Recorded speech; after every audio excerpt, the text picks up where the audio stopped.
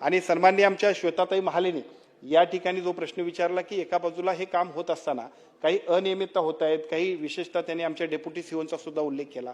माझी विनंती अशी आहे की या सगळ्यामध्ये पूर्वीच्या काळातलं जे काम होतं त्या कामामध्ये अनेक ते DC आणखीन काय काय ह्या सगळ्या लोकांचीच मोनोपोली होती.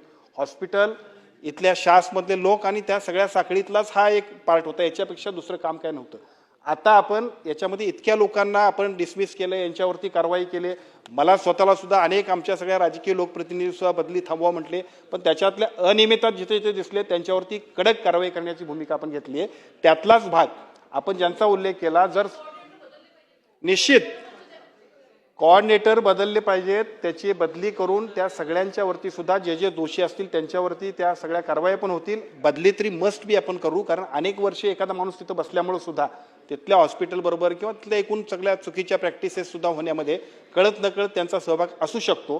त्यामुळे त्या सगळ्यांचीही बदली करू आणि ज्यांच्याविषयी आपण उल्लेख केला या सगळ्या प्रक्रियेमध्ये जे जे दोषी दिसतील मग ते कुणी असोत त्या सगळ्यांच्यावरती कारवाई आम्ही करणार आहोत.